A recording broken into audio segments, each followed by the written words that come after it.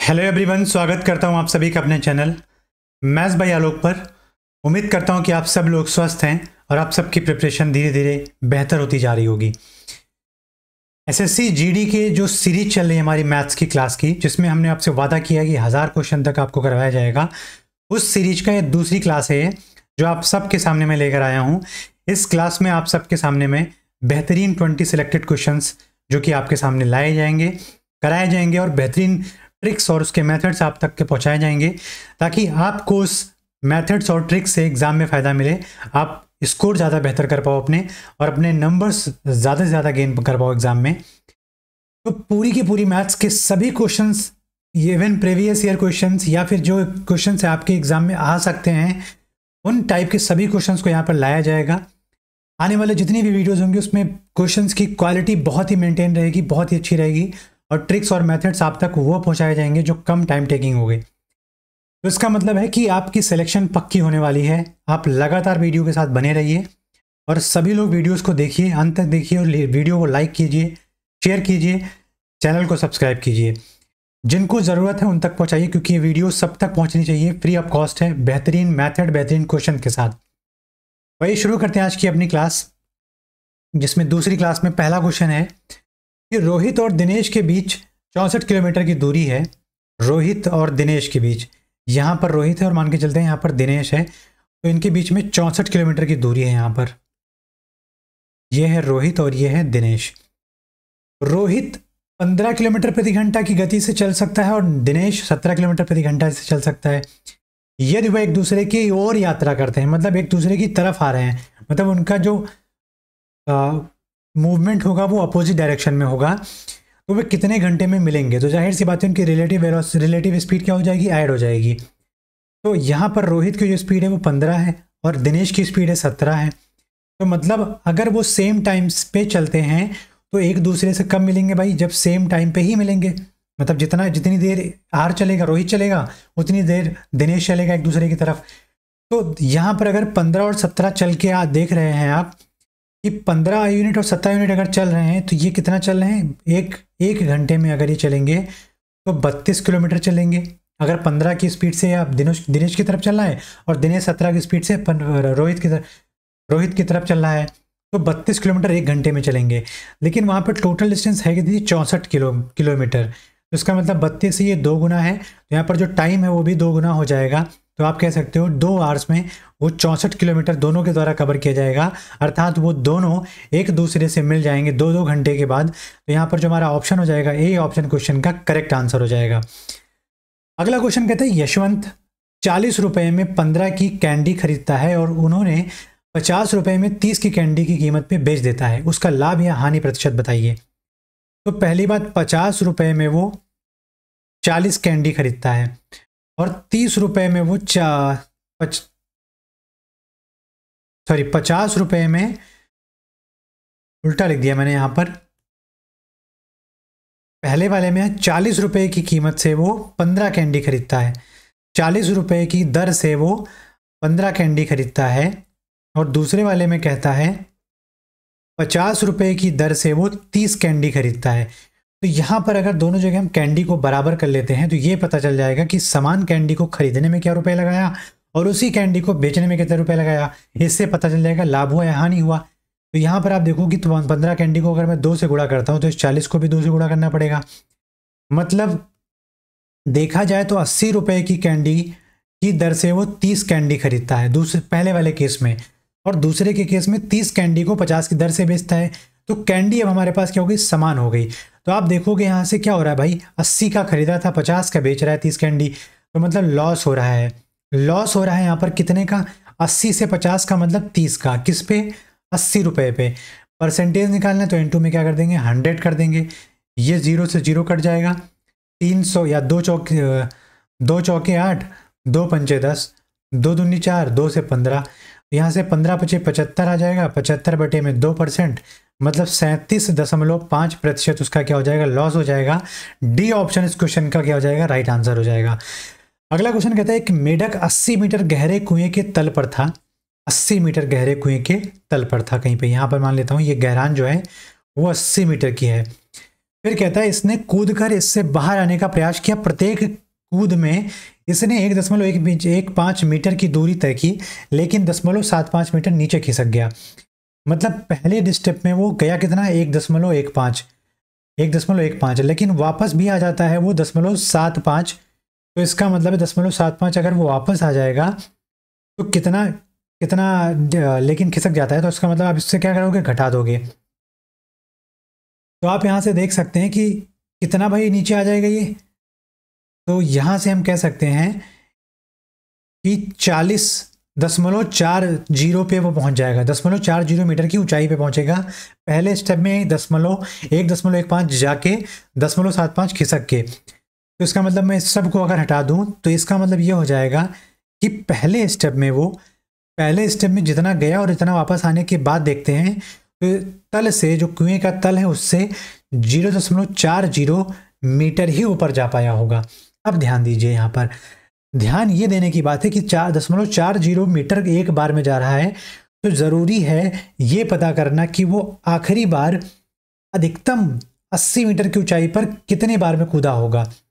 तो आप यहाँ पर अगर हम देख सकते हैं तो 200 बार अगर आप ले रहे हो, उसका मतलब कि वो कूद गया है, बाहर निकल गया, फिर थोड़ी खिसक के वापस आएगा, तो इसलिए हम 200 नहीं ले सकते। अगर हम सेफ लेना चाहते हैं तो हम यहाँ पर अगर 198 बार ले लेता हूँ। 198 स्टेप आप देखते हो 0.4 मीटर के स्टेप पे, तो दशमलव यहाँ से जा जाएगा 4 32, 19 चौक 76 और 76 और 3 79, मतलब 79.2 मीटर पे पहुँच गया है 198 स्टेप के बाद। तो इसका मतलब है कि अगर 198वां स्टेप हम देखें तो इसका मतलब ये मतलब 0.4 अगर हटा दिया जाए तो यहाँ से आप ये कह सकते हो कि 78.8 पे रहा होगा, और उससे 1.15 अगर जाएगा भी तो पूरा का पूरा 80 नहीं पहुंचेगा। इसका मतलब वो नीचे ही रहेगा और फिर वो खिसक के कहाँ पर आ जाएगा, 79.2 पर 198वें स्टेप में। अब 79.2 मीटर की उसने डिस्टेंस कवर कर ली है 198 बार कूद कर। तो इसका मतलब अगली बार जब वो कूदेगा तो अगली बार 1.15 मीटर के लिए कूदेगा। तो 1.15 मीटर के लिए जब कूदेगा तो ये जाहिर सी बात है, आप देख सकते हो कि 80.35 मतलब ये बाहर निकल गया होगा। तो 100 प्लस एक स्टेप में यहाँ पर, तो इसका मतलब है टोटल 199 स्टेप में वो उस कुएं को क्या कर देगा भाई, पार कर जाएगा।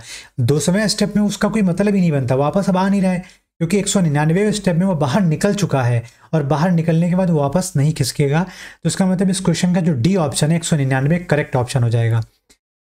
What is the respective ratio of total number of children from village A to village C. प्रश्न के उत्तर के लिए निम्नलिखित पाई चार्ट का ध्यानपूर्वक अध्ययन करें। 5 अलग अलग गांव के बच्चों की संख्या का प्रतिशत विभाजन किया गया है। यहाँ पर total number of children they रखा है 2000, उनका अलग अलग परसेंटेज का डिस्ट्रीब्यूशन किया गया है अलग अलग गाँव में। तो जाहिर सी बात है कि अगर मैं हर इस पाई चार्ट में हर जगह देखूं तो इस 2000 के परसेंटेज की बात कर रहा है। तो मैं अगर बात करूंगा रेशियो की तो इसका मतलब इस 2000 का कोई मतलब नहीं है। तो यहाँ पर अगर गांव ए और गांव सी के बच्चों की कुल संख्या का संबंधित अनुपात क्या होगा, तो इसका मतलब विलेज ए अपॉन विलेज सी का अगर आप निकालने जाओगे तो विलेज ए हमारे पास देख सकते हैं 15% है और विलेज सी हमारे पास कितना है 10% है। तो 15/10 कर देंगे यहाँ से, 3 5 3 15 और 5 दूनी 10। तो जो रेशियो आ जाएगा 3:2 का, हमारे पास डी ऑप्शन इस क्वेश्चन का क्या हो जाएगा, करेक्ट ऑप्शन हो जाएगा। अगर आप यहाँ पर 2000 को भी लेके आओगे तो कैंसिल आउट हो जाएगा, क्योंकि दोनों जगह हम सेम परसेंटेज के फॉर्म में सेम पॉपुलेशन के फॉर्म में परसेंटेज फाइंड करने जा रहे हैं। तो इसकी वजह से हम यहाँ पर उस पॉपुलेशन को नहीं लेंगे, डायरेक्ट हम वैल्यूज़ के जहाँ डायरेक्ट यहाँ पे हम गाँव के परसेंटेज को ले लेंगे, उनका रेशियो फाइंड कर लेंगे, तो वही आंसर आ जाएगा जो उनके पॉपुलेशन का परसेंटेज का रेशियो आएगा। केपटाउन टेस्ट मैच में खेलने वाली भारतीय क्रिकेट टीम की औसत आयु 28 साल है। यदि कैप्टन यहाँ पर कैप्टन है तो इसको कर देंगे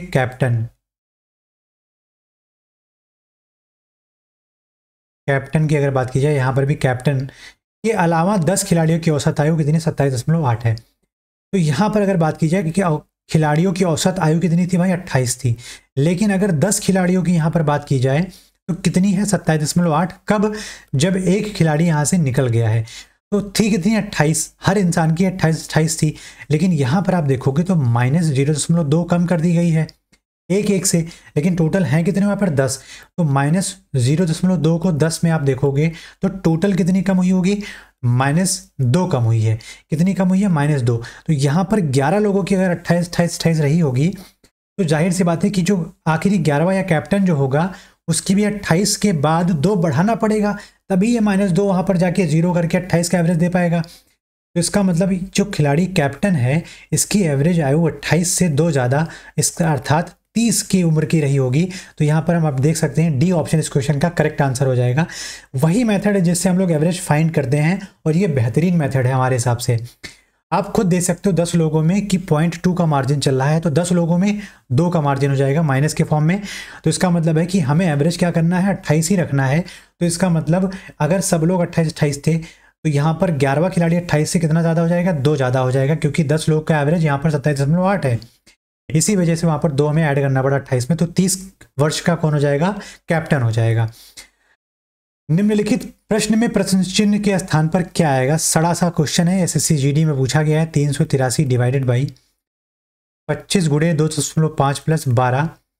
बोर्ड मास या का भागुधारी अगर जिसको आता है उसको बहुत आसानी से इसको कर लेगा। तो 383 बटे में 25 है, गुणे में 2.5 है। पहले आप डिवाइड करेंगे फिर मल्टीप्लाई करेंगे प्लस 12। तो इसका मतलब हम 25 से इसको 0.1 बार कट कर सकते हैं और 0.1 इसमें मल्टीप्लाई हो जाएगा। तो 38.3 प्लस 12 करने के बाद आ जाएगा 50.3। इस क्वेश्चन का जो सी ऑप्शन हो जाएगा वो हो जाएगा करेक्ट ऑप्शन हो जाएगा।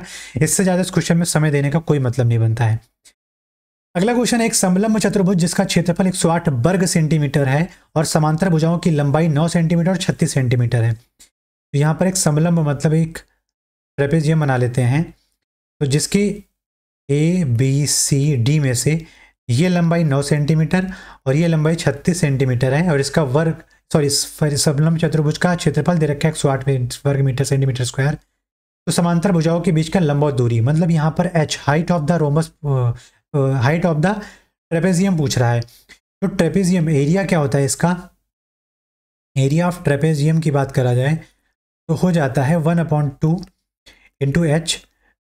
यहाँ पर साइड जो हमारी पैरेलल साइड होती हैं मैं मान सकता हूँ यहाँ पर AB प्लस DC। तो यहाँ पर ट्रेपेजियम का एरिया दे रखा है 108 बराबर हो जाएगा 1/2 गुणे में H। और यहाँ पर आप देखोगे AB की लेंथ 36 है और DC की लेंथ 9 है, तो ये हो जाएगा 45। तो यहाँ से 9 से 5 बार जाएगा और 9 से ये 12 बार जाएगा और 12 दूना 24 बटे में 5 बराबर H हाइट आ जाएगा। तो H बराबर यहाँ से आप देख सकते हो 4.8 सेंटीमीटर। इस क्वेश्चन का क्या हो जाएगा, राइट आंसर हो जाएगा, क्योंकि सब कुछ सेंटीमीटर है। इसको ऑप्शन को भी सेंटीमीटर में कन्वर्ट कर लेते हैं। तो यहाँ पर जो बी ऑप्शन हो जाएगा इस क्वेश्चन का करेक्ट आंसर हो जाएगा 4.8 सेंटीमीटर। एक पेंटिंग की लंबाई और चौड़ाई क्रमशः 15 सेंटीमीटर और 10 सेंटीमीटर। लंबाई और चौड़ाई इस पेंटिंग की अगर बात की जाए तो रेक्टेंगुलर शेप में है, 15 और 10 की है। पेंटिंग के चारों ओर की लंबाई और चौड़ाई के बॉर्डर में अगर 1 सेंटीमीटर बढ़ाया जा रहा है तो चौड़ा कर दिया जा रहा है उसके बॉर्डर को 1 सेंटीमीटर। तो इसका मतलब है कि 1 सेंटीमीटर इधर बढ़ जाएगा, 1 सेंटीमीटर इधर बढ़ जाएगा। तो लंबाई कितनी बढ़ जाएगी, 15 प्लस हो जाएगी कितनी, 2। और उसके बाद चौड़ाई भी देखोगे तो एक इधर बढ़ रहा है एक इधर बढ़ रहा है, तो कितनी हो जाएगी 10 + 2। तो क्वेश्चन ने पूछा है बॉर्डर का क्षेत्रफल ज्ञात कीजिए। बॉर्डर का क्षेत्रफल मतलब हो गया बाहर का एरिया माइनस अंदर का एरिया। तो 17 गुणे में 12 माइनस 15 गुणे में 10। बाहर वाले रेक्टेंगुलर शेप का एरिया हमने 17 गुणे 12 से लिख दिया और अंदर वाले रेक्टेंगुलर शेप का एरिया हमने लिख दिया 15 गुणे 10। तो 12 सते 84, 12 सते 84 और 12 के नंबर 12 और 8 20 माइनस 150। तो आप देखोगे डिफरेंस आ जाएगा 54 स्क्वायर सेंटीमीटर, जो कि इस क्वेश्चन का सी ऑप्शन हो जाएगा करेक्ट ऑप्शन। बेहतरीन तरीके से हमने आपको निकाल के दिखा दिया है। विपरीत दिशाओं में चलने वाली 2 ट्रेन प्लेटफॉर्म पर खड़े एक व्यक्ति को क्रमशः 25 सेकंड और 32 सेकंड में पार करती हैं। तो यहाँ पर अगर आप देखोगे कि अगर एक ट्रेन 25 सेकंड में और दूसरी ट्रेन 32 सेकंड में एक बच्चे को पार कर रही है और वह एक दूसरे के विपरीत दिशा में 30 सेकंड में एक दूसरे को पार कर रही हैं, ठीक। तो हम यहाँ से ये कह सकते हैं कि S1 रफ्तार से वो D1 डिस्टेंस को 25 सेकंड में पहले ट्रेन क्रॉस करती है। D1 मतलब अपनी खुद की डिस्टेंस को 25 सेकंड में, मतलब उस बच्चे को, तो बच्चे की डिस्टेंस नेगलेक्ट मान ली जाएगी। और यहाँ से अगर S2 की बात की जाए तो ये D2 डिस्टेंस को 32 सेकंड में पार कर जाएगी। अब बात करता है कि अगर वे दोनों एक दूसरे की विपरीत दिशा में आ रही हैं तो इनका मतलब रिलेटिव स्पीड कितनी हो जाएगी, s1 प्लस s2, और वे एक दूसरे को क्रॉस करेंगे, मतलब d1 डिस्टेंस और d2 डिस्टेंस के एडिशन को क्रॉस करेंगी तो डिवाइड बाय 30 सेकेंड में क्रॉस करती हैं। आप ध्यान दीजिए, उनकी गति का अनुपात पूछा है तो d1 बराबर यहाँ से मैं ला के लिख सकता हूँ, पहली बात तो लिख सकता हूँ 30s1 प्लस 30s2 बराबर d1 की जगह क्या आ जाएगा 25s1 और प्लस d2 की जगह आ जाएगा 32s2। 25 को हम इधर ले जाएंगे तो 5s1 हो जाएगा और 30 को इधर ले जाएंगे तो 2s2 हो जाएगा। तो s1 अपॉन s2 कितना हो जाएगा 2/5 या 2:5। बी ऑप्शन इस क्वेश्चन का क्या हो जाएगा, राइट आंसर हो जाएगा। बेहतरीन तरीका, बेहतरीन सॉल्यूशन। एक छात्र अधिकतम अंक का 60% प्राप्त करता है, मतलब 100 में से वो 60 नंबर प्राप्त करता है, राइट। यदि वह उत्तीर्ण अंक से 50% अधिक पाता है, मतलब 50 का मतलब होता है 2 अंक पाना था, पा कितना गया 3, लेकिन क्वेश्चन में 3 नहीं बल्कि कितना पाया 60, तो 3 को देखोगे आप तो 20 गुना है, तो इसको भी उत्तीर्ण अंक को 20 गुना कर देंगे तो हो जाएगा 40। मतलब पासिंग मार्क जो था हमारे पास वो कितना था, 40 नंबर का था, ठीक। तो उत्तीर्ण अंक अधिकतम अंकों का कितना प्रतिशत है। अब 40 अंक अगर पासिंग मार्क है, ये पासिंग मार्क है, तो 40 100 का कितना परसेंट है भाई, 40/100 गुणे में 100 परसेंटेज निकल जाएगा, तो बराबर 40% जो है वो पासिंग मार्क परसेंटेज है। वहां पर इस क्वेश्चन का बी ऑप्शन हो जाएगा राइट आंसर। 6 और 12 में से प्रत्येक से विभाज्य सबसे छोटी पूर्ण वर्ग संख्या ज्ञात कीजिए। अब मेरे हिसाब से सबसे सरल क्वेश्चन इससे कुछ नहीं हो सकता है। 6 और 12 का HCF आप देखोगे तो 12 है, और 12 के टेबल में आप देखोगे ऐसा कौन सा छोटा नंबर आता है जो परफेक्ट स्क्वायर है, तो ना तो 24 आता है ना तो 12 आता है, तो आता कौन सा सबसे छोटा नंबर 36। तो इस क्वेश्चन का जो बी है वो हो जाएगा राइट आंसर, जो कि एक पूर्ण वर्ग संख्या है। Interest compounded every year at 24% per annum. ब्याज की गणना कीजिए जिनमें निम्नलिखित की में से कौन सी योजना एक वर्ष के लिए अधिकतम ब्याज देती है। तो 24% प्रति वर्ष के वार्षिक ब्याज दर से अगर है वहां पर कंपाउंड इंटरेस्ट की ब्याज दर पर है, तो मतलब हम कह सकते हैं 24% का मतलब होता है 6/25। तो इस 6/25 का मतलब हो जाएगा 25 की वैल्यू 31 हो जाना। एक वर्ष की बात करें तो पावर 1। फिर यहाँ पर कह रहा है interest compounded monthly eight 2% per month, तो मतलब 2/2 मंथ की बात कर रहे हैं ना, तो 2/12 हो जाएगा। क्या हो जाएगा,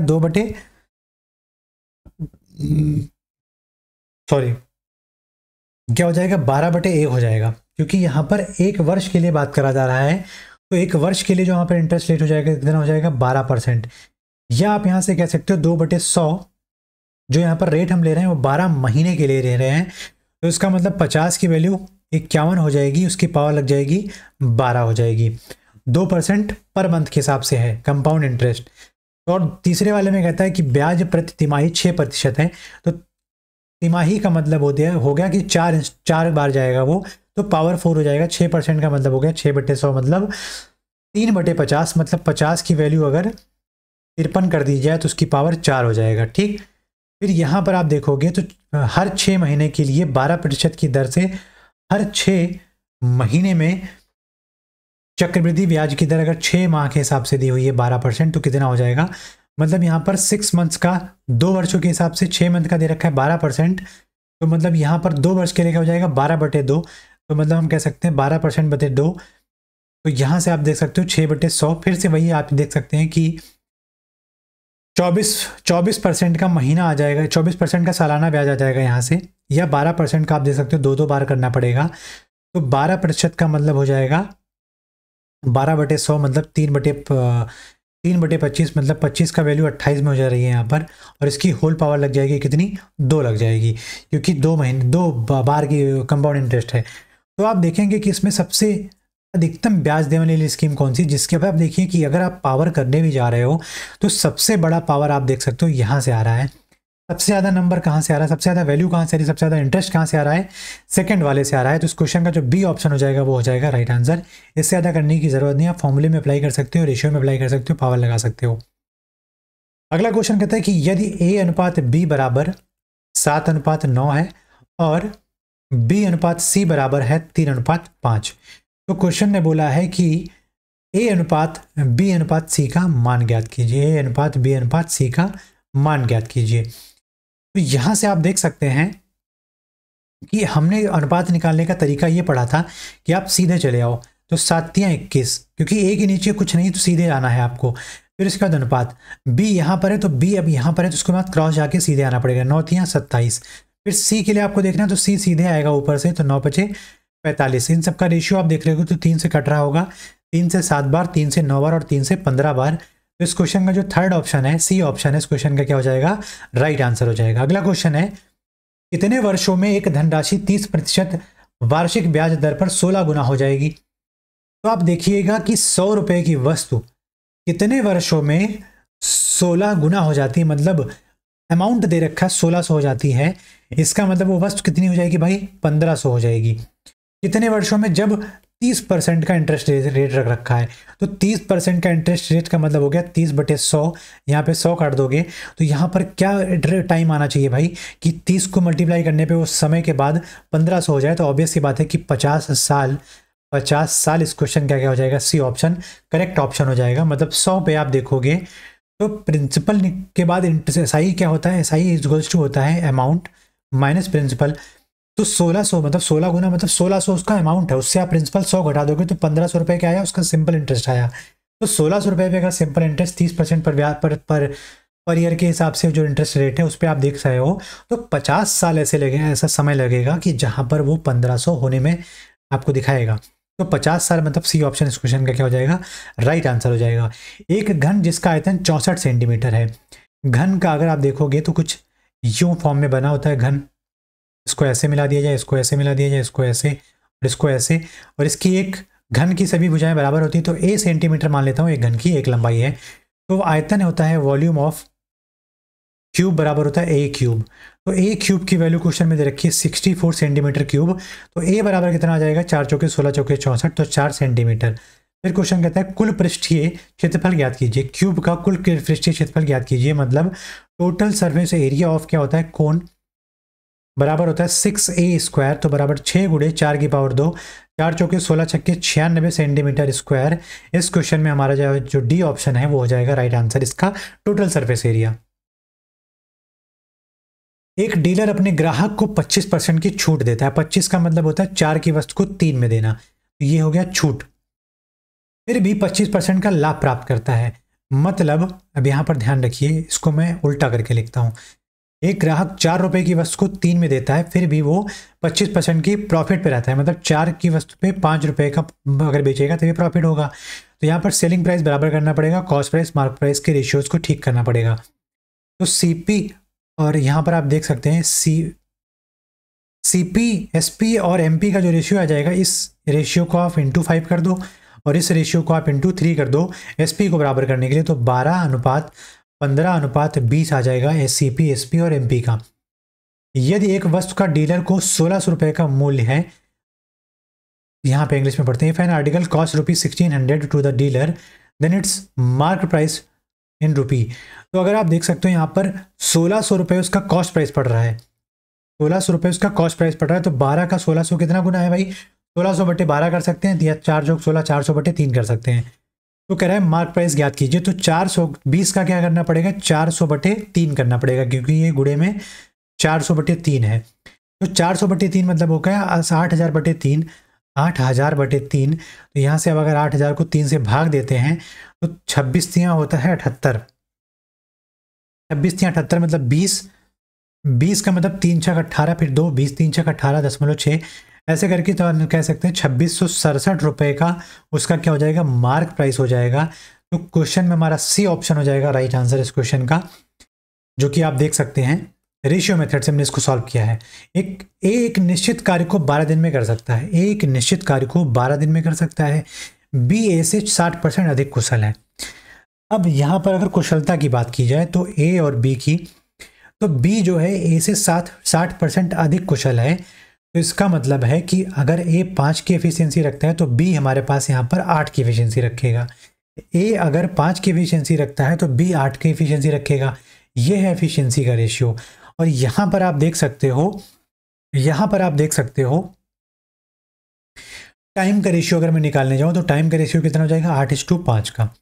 अब टाइम देखोगे ए का है कितना, 12, तो यहाँ पर कहता है बी अकेले उस कार्य को कितने दिन में कंप्लीट करेगा। अगर 8 को आप देखो 12 के लिए तो इंटू 1.5 टाइम्स है, कितना है, इंटू 1.5 1.5 टाइम्स है। तो आप देखोगे कि बी के समय को 5 माना गया था, 5 यूनिट की वैल्यू अगर निकाल लेता हूँ तो वो बी का लगा हुआ अकेले में लगा हुआ समय हो जाएगा। तो इनटू में क्या करना पड़ेगा 1.5 मतलब 7.5 या 7 से ही 1/2 दिन में बी अकेले उस कार्य को कंप्लीट कर देगा। तो इस क्वेश्चन का जो बी ऑप्शन हो जाएगा वो हो जाएगा राइट आंसर हो जाएगा। यदि 10 व्यक्ति एक कार्य को 20 दिनों में करते हैं तो दुगनी क्षमता वाले 20 व्यक्ति उसी कार्य को कितने समय में कंप्लीट करेंगे। तो जाहिर सी बात है जब क्षमता बढ़ गई है तो दिन भर घट जाएगा। तो यहाँ से M1 D1 E1 T1 upon W1 बराबर M2 D2 T2 E2 upon W2 वो वाला फॉर्मूला लगाना है आपको। तो M1 D1 E1 upon W1 बराबर M2 D2 E2 upon W2, क्योंकि टाइम इंटू एफिशिएंसी ही तो वर्क होता है यहाँ पर। तो यहाँ से आप देखोगे M1 में यहाँ पर 10 व्यक्ति कितने दिन में 20 दिन में, एफिशिएंसी यहाँ पर कितनी थी 1 यूनिट थी। तो यहाँ पर टाइम दोनों जगह सेम है तो बटे 1 कर देता हूँ बराबर यहाँ पर M2 कितना हो गया 20, दिन कितना होगा पता करना, एफिशिएंसी कितनी हो गई 1 की 2 गुनी हो गई। तो समय वहाँ पर समय कितना लगेगा तो 20 से ये 20 कट जाएगा, 2 से ये 5 बार कट जाएगा। तो D2 हमारे पास कितना आ जाएगा 5 डेज में वहाँ पर जो दोगुनी क्षमता वाले 20 लोग थे उस कार्य को कंप्लीट कर देंगे। तो सी ऑप्शन इस क्वेश्चन का करेक्ट ऑप्शन हो जाएगा। बिक्री के लिए एक वस्तु का अंकित मूल्य 240 रुपये है, मार्क प्राइस उस वस्तु का 240 रुपये है। यदि अंकित मूल्य पर 10% की छूट और 5% की छूट मतलब 2 क्रमागत छूट दी जाती है तो वस्तु का विक्रय मूल्य कितना हो जाएगा। तो 10% का छूट मतलब 10 की वस्तु को 9 पर बेचना, 5% का मतलब होता है 20 की वस्तु को 19 का बेचना। तो 200 की वस्तु को आप देखोगे 19 नहीं है 171 में बेचना पड़ेगा, लेकिन 200 का 240 है कितना 1.2 गुने है। तो विक्रय मूल्य कितना हो जाएगा भाई 171 का 1.2 गुना कर दो। तो 12 गन्नम 12 12 सत्ते 84 और 1 85, 12 गन्नम 12 और 8 20, 205.2 उसका क्या हो जाएगा सेलिंग प्राइस हो जाएगा 205.2। इसका बी ऑप्शन क्वेश्चन का क्या हो जाएगा राइट आंसर हो जाएगा। मोस्ट ऑफ द क्वेश्चन हम रेशियो से कर रहे हैं, मोस्ट ऑफ द क्वेश्चन हम कंपेयर करके कर रहे हैं। यही बेहतरीन और शॉर्टेस्ट मेथड है आपका क्वेश्चन को सॉल्व करने का एग्जाम में। एक तांबे के तार को 4√3 सेंटीमीटर क्षेत्रफल वाले समबाहु त्रिभुज के रूप में मतलब रखा गया है, मोड़ा गया है। यदि उसी तार को वर्ग के रूप में मोड़ा जाता है तो वर्ग का क्षेत्रफल ज्ञात कीजिए। अगर समबाहु त्रिभुज है और उसका एरिया 4√3 सेंटीमीटर है तो पहली बात √3/4 उसका क्या हो जाएगा एरिया, और एरिया दे कितना रखा है 4√3, 4√3 से 4√3 हटा देंगे तो उस त्रिभुज का क्या आ जाएगा एक साइड आ जाएगा। तो यहाँ से a² बराबर 16 तो a बराबर कितना आ जाएगा 4। मतलब अगर मैं पेरीमीटर की बात करूंगा इस ट्राइंगल का तो 4×3 12 सेंटीमीटर क्या आ जाएगा पेरीमीटर, मतलब वो तार की लंबाई 12 सेंटीमीटर जैसे भी बनाया गया उसको। अब उस तार को खोल खाल के मोड़ मार के वर्ग बनाया जाता है। तो आप देखोगे कि तार का पेरीमीटर जो है 12 सेंटीमीटर या तार की जो लेंथ है वो तो कम होनी नहीं वाली है। तो इस 12 सेंटीमीटर को ऐसा मोड़ मार के बनाया जाता है कि एक वर्ग बन जाता है। तो आप देख सकते हो वर्ग की भुजाएं बराबर होती हैं और उसका एरिया हो जाता है a × a जो कि बराबर हो जाएगा 1 मिनट। एरिया हमें निकालना तो है लेकिन हमें a नहीं पता है। अब जाहिर सी बात है कि यहाँ पर अगर वर्ग के परिमाप की बात की जाए तो 4a हो जाएगा, और 4a जो परिमाप है वर्ग का यही तो उस तार की लंबाई है जो कि कितना था भाई 12 सेंटीमीटर था, 12 सेंटीमीटर। तो a बराबर कितना हो जाएगा 3 सेंटीमीटर, मतलब वर्ग की एक भुजा की लंबाई 3 सेंटीमीटर, सभी भुजाओं की लंबाई 3 सेंटीमीटर हो जाएगी। तो वर्ग का क्षेत्रफल कितना होता है a × a या a² होता है। तो बराबर क्या हो जाएगा 3 का वर्ग बराबर 9 सेंटीमीटर स्क्वायर या स्क्वायर सेंटीमीटर। तो इस क्वेश्चन का जो बी ऑप्शन हो जाएगा वो हो जाएगा करेक्ट ऑप्शन हो जाएगा। ये हमारे 20 क्वेश्चंस थे जो कि आपके एग्जाम पॉइंट ऑफ व्यू से क्वेश्चन थे, एग्जाम में आए हुए क्वेश्चन थे और आपके एग्जाम में आ सकने वाले क्वेश्चन थे। तो उम्मीद करूंगा आप इस वीडियो के माध्यम से अपनी प्रिपरेशन को और बेहतर बनाओगे और आप सभी लोग ढेर सारा प्यार इस वीडियो को लाइक और शेयर के माध्यम से पहुंचाओगे। अगले वीडियो में मिलते हैं, तब तक के लिए धन्यवाद। जय हिंद, जय भारत।